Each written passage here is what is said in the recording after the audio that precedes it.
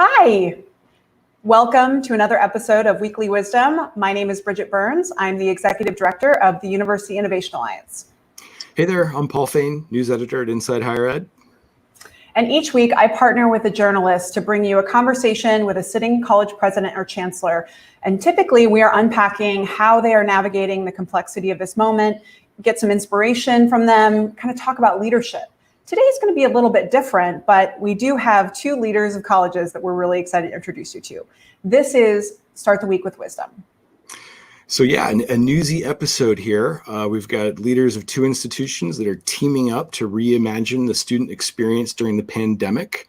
A recent partnership between Paul Quinn College and Minerva Schools was announced, and today we get to hear from the president of Paul Quinn, Michael Sorrell, and Ben Nelson, the CEO and founder of Minerva Schools. Hello to you both. Hey, it's great to be here. Great to be here. Thanks for having us.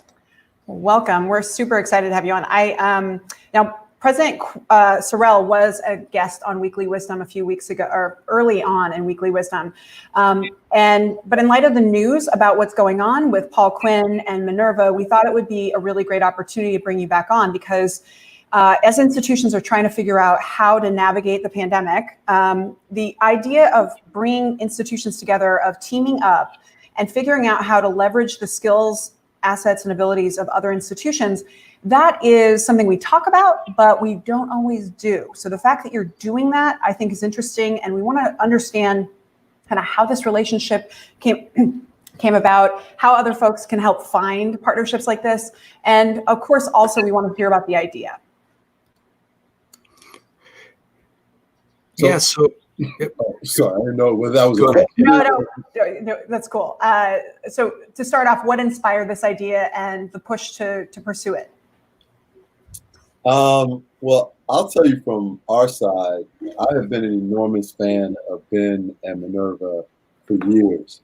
I actually have been to San Francisco, seen Minerva for myself, and just, you know, I mean, I've read the articles. I'm an enormous fan, and to have an opportunity to partner, just, you know, is frankly, it's just a dream come true. And on our side, you know, we're often in this position where people come to us and they say, want to know what we're doing, and it's a different model and we want to understand it. But every time I talk to Michael, I learn 10 times as much from him than I possibly am talking, because what he's been able to do with Paul Quinn, and not just the turnaround, but really the level setting, the standard setting that Paul Quinn does, inspires me every time. I mean, I am trying to get Minerva to be more like Paul Quinn, to actually incorporate a working college model into Minerva, and again, being able to partner on something so revolutionary, I couldn't imagine a better way of doing it. Yeah, so having written about the Minerva model, it's definitely different and in a lot of exciting ways. And you know, I know Dr. Sorrell, your institution does some things differently too. Can you guys talk briefly about how the partnership will work, just the basic structure of what folks should expect?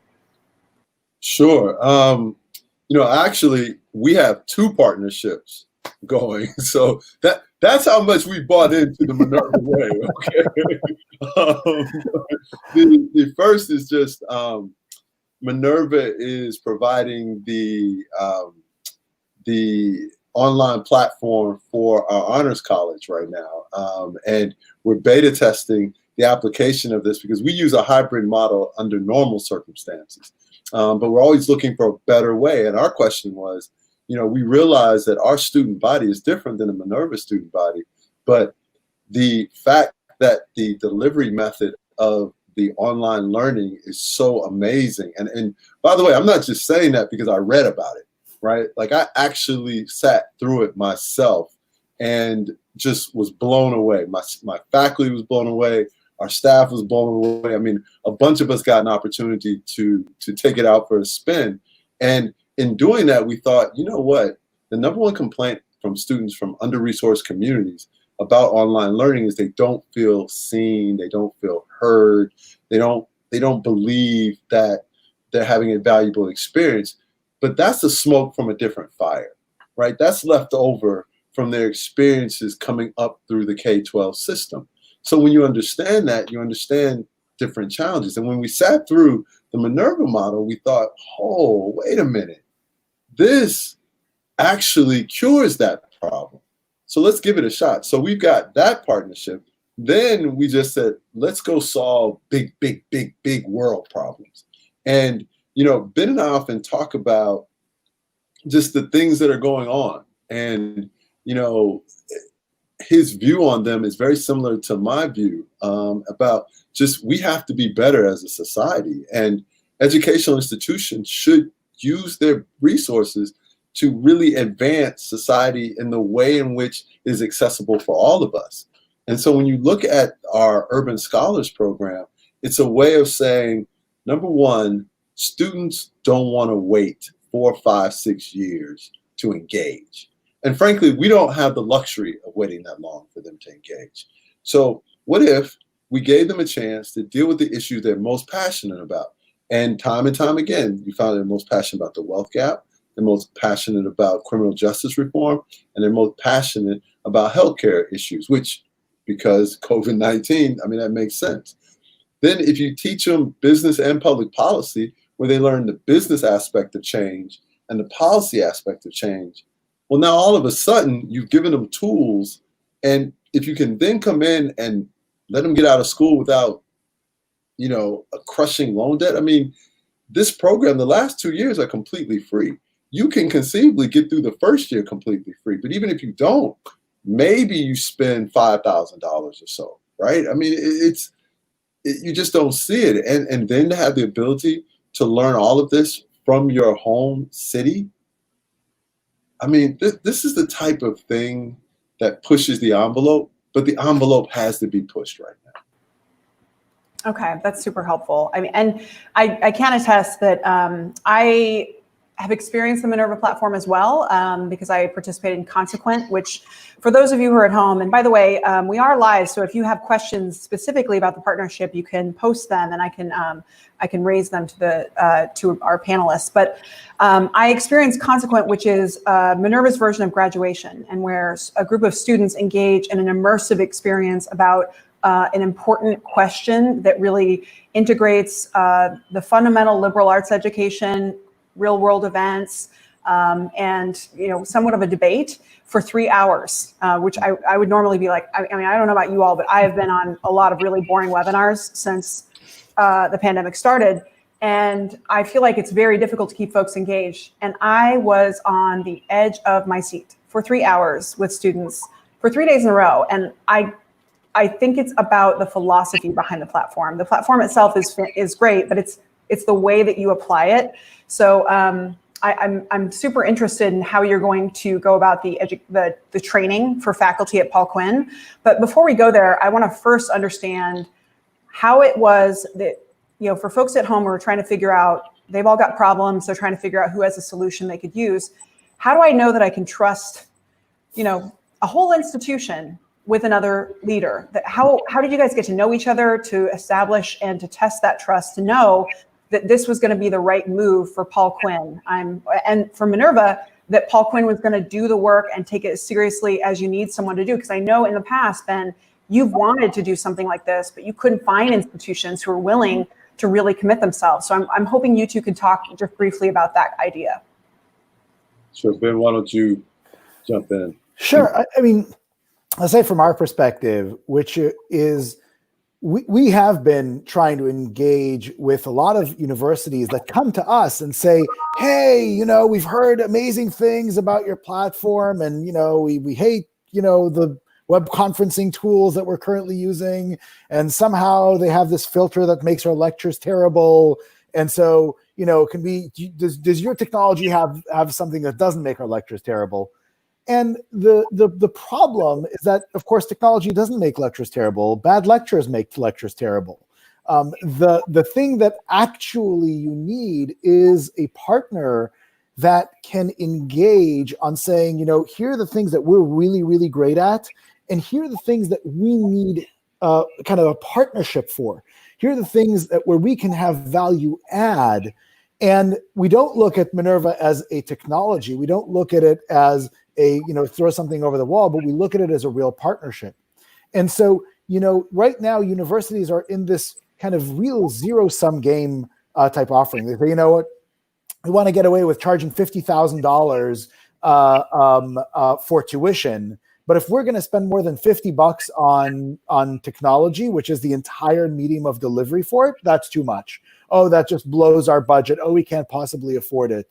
As opposed to saying, you know what, if we're charging, forget $50,000, even if we're charging $5,000, right? What is the entire learning environment? This is everything that somebody is experiencing as a student. What's that actually worth? What can we actually do to get our faculty ready to partner with somebody that can be there at their side, that isn't just providing a technology, but a real service and a partnership? And Michael and the whole team at Paul Quinn immediately had that kind of perspective, which for us was the dream partner. Yeah, and what I'll say about it is this. I am under no illusion that we are the school that I want us to be yet, right? I mean, one of the things that's different about Paul Quinn is I don't subscribe to anything other than 100% honesty, right? And you don't get to become better if all you do is hunker down and pretend you're good enough already. And by the way, I don't think any of us are so good that we just sit and rest on our laurels. At Paul Quinn, we believe no problem is ever solved permanently. So you have to continuously be in the business of evolving and getting better. And so, listen, like when I see Ben at the different conferences where we get a chance to hang out, when I read more about Minerva and the things that they're doing, one, like I got to actually know, we've gone to dinner, like I actually got to know Ben, right? Like, so it wasn't one of those things like some leaders you read about and then you meet them in person, you're like, oh, you are the creation of an amazing publicist, right? I mean, like, you're sort of like, Yeah, where do I get that number? Ben's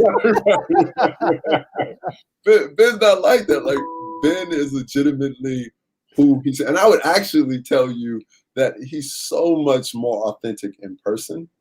And so I fundamentally, I like him, right? I respect him. I trust him. And then I also have great admiration for what they've done. And I believed that my folks and my institution and my students will be better for being exposed to this experience. And that's great. I mean, again, all I care about is living up to the promise, right? And so it has inspired us because, frankly, I've looked at some of the things that they're doing. I look at the way we've done. I've looked at some of the responses. I was like, we have to get better, even in the short term, right? So how do we continuously evolve? And I would tell you, every institution should be willing to avail themselves to partners that can, really serve as a roadmap for who they can become and how they can get there. I remember interviewing Lynn Pescarella, the president of the Association of American Colleges and Universities, the liberal arts group, about the pedagogy and the curriculum of Minerva. And she said, she kind of stunned me and said, everybody should copy this. And, so that's a big endorsement, but it's not just the approach to teaching, obviously. It's the speed to the credential in your partnership, and also it's the price. Can you guys talk a little bit about that? I mean, if I read it correctly, you're anticipating that students will be fully covered by the federal Pell Grant. Well, not fully covered by the federal Pell Grant, but this is a program designed with the Pell Grant student in mind, right? And part of the reason for that is if you just look at the data, the majority of students in this country who are in public education, K-12 right now, are going to qualify for the Pell Grant, right? I mean, that's just, literally in the South, the overwhelming majority of students coming out of the South, which, points to another really difficult conversation about the choices people have made that work against their long-term interest, right? So when you look at this and you say, okay, these are the students that we're going to be dealing with, it's unconscionable to then turn around and say your pathway to prosperity is crushing debt. That's just not, that's morally reprehensible. And so we looked at it, and at Paul Quinn, our attitude has always been, how do we do right by people? How much money do we need to be able to function in a way that allows our students not to pay back student loans for 30, 40 years, that they don't bequeath that as part of their, their inheritance to their family members. We think it's wrong that people have to take out Parent Plus loans to pay for college. So, what Minerva allowed us to do, and really, Ben was laser focused. I mean, Ben actually might have been more focused on this than we were, to be candid with you, right? Was just, listen, Pell Grant, what's the least amount of money that we can charge people so that they can be able to get out of this with, somewhere between $5,000 to $7,500. And really that cost only comes in for the first year. Because of the work program, people shouldn't have any debt the last 2 years. So, I mean, if we do this the right way, people actually graduate and can pay off their student loan debt before they get married, before they start having kids, before they want to buy a house. And that's special. And I think that what's really important to understand about this, and this is the narrative that I have been so disillusioned by higher education, and this is really why Michael says this is where I get on a little bit on the passion side of what we're doing together. Higher education is very comfortable with this narrative of, we're building all of these, like castles, right? And we all know who the castles are for. They're for rich people, right?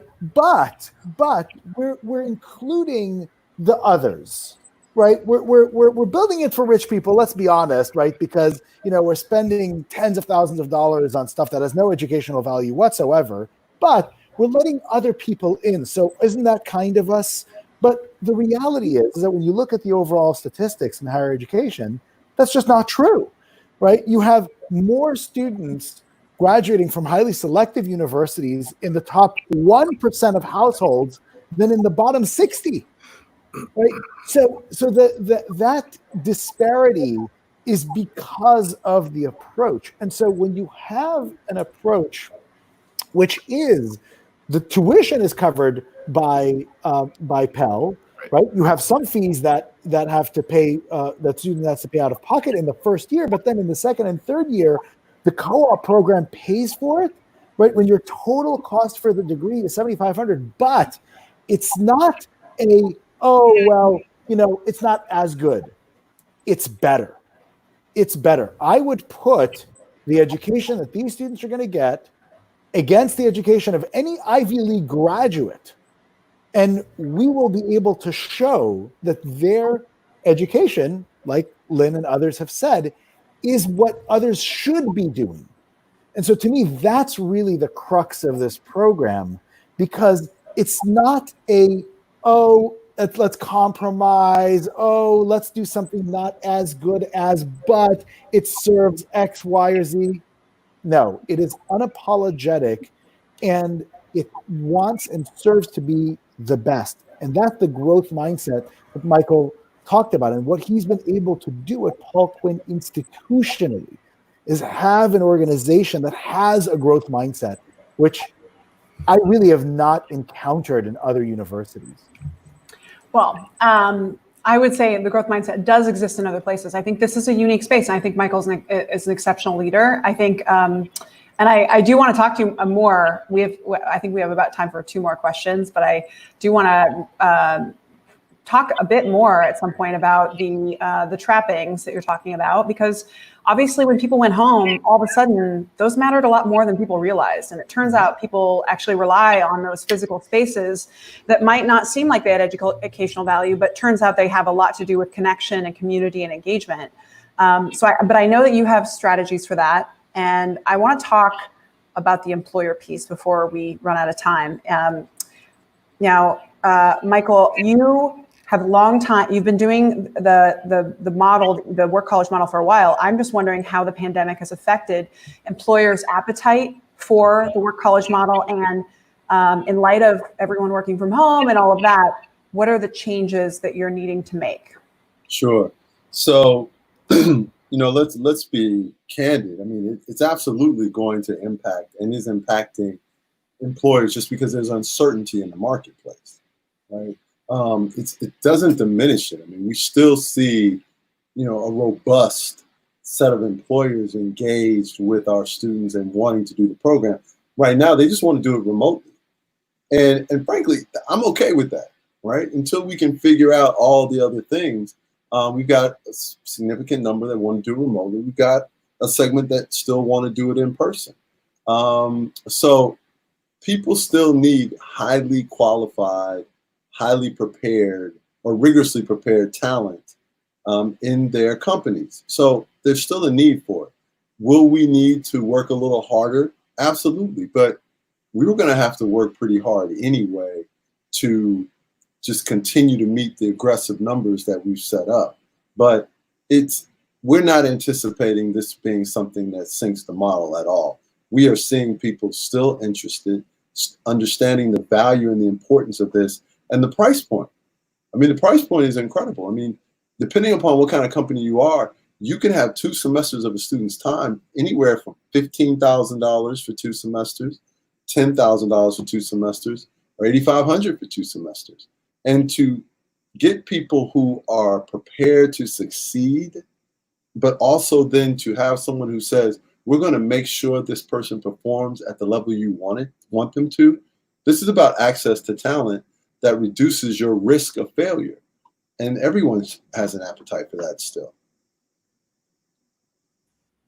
Yeah, so let's talk about failure and success here briefly. Can you give us a sense, President Sorrell, of the scale of what you're hoping for here?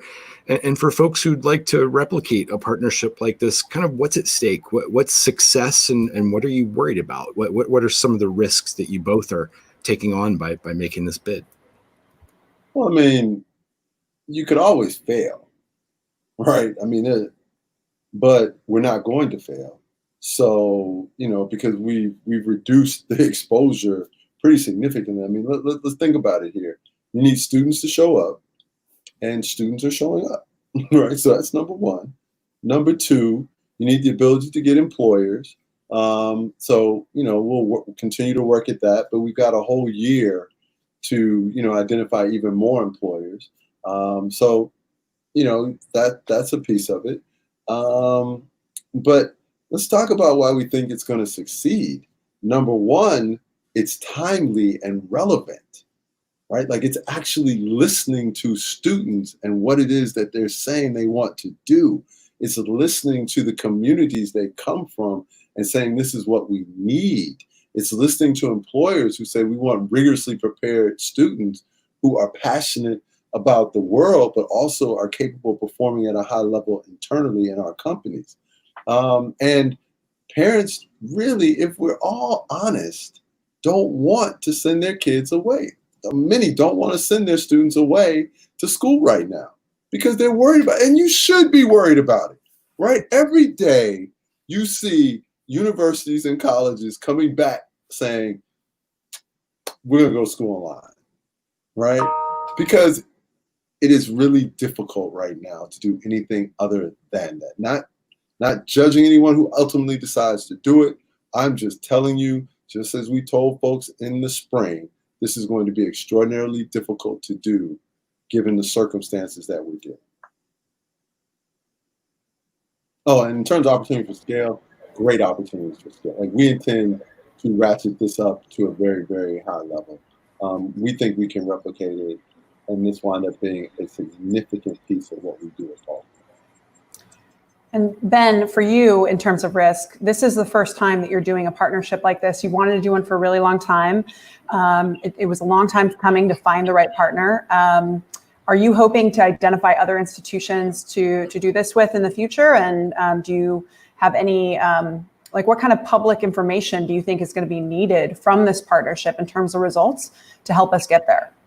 Yeah, absolutely. I mean, Bridget, as you know, we've been talking about this idea of kind of this 1 year, mental framework, intensive professionalism, co-curricular, getting students ready for the place of work, followed by 2 years of co-op plus study and at no cost for a couple of years now. And we've been talking to institutions in the United States, in Asia, in Europe about it. And everyone is intrigued, but it sounds too radical. It sounds impossible, right? How can you, for less than a cost of one semester at a traditional university, provide an entire bachelor's degree, 2 years paid work experience, and give something that is relevant for students? That's something that they're attracted to now. It sounds a little bit fantastical. And so for us, this is the proof point. This is the opportunity to demonstrate to them, look, this can be done. And given that, what are the implications for what universities currently are offering? When you have a whole society that's talking about systematic reform, but what they're getting is Trader Joe's not calling Trader Giotto's anymore for various products. If that's the outcome of systematic reform, then we've got a problem. And if institutions don't look inward and say, you know what, the makeup of my undergraduate student body, it's problematic. It doesn't really help with systematic reform. What are the kinds of programs that we can do to actually address it? This is, I think, a prototype for the real solution.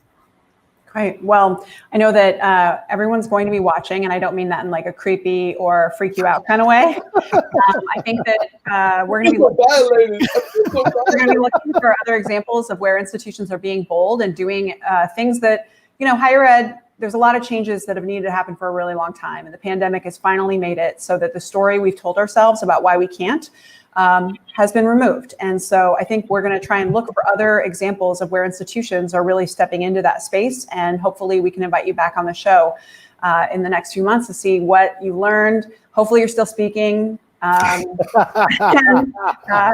think your students will be pleased. But for those of you at home, thank you so much for joining us. Paul, as always, fantastic co-host, but President Sorrell and Ben, I think I promoted you to president on the banner, but I think you're CEO. So thank you so much for joining us today. And for those of you at home, please let us know if you see other innovative partnerships or change happening in the sector that you want us to investigate, to learn more about on this show, particularly if they're a sitting president or chancellor. So for the rest of you, we hope you have a wonderful week ahead. And this gave you a little bit of food for thought and a little bit of inspiration. Thanks so much. Take care. Thanks for having us. See you both. Cheers.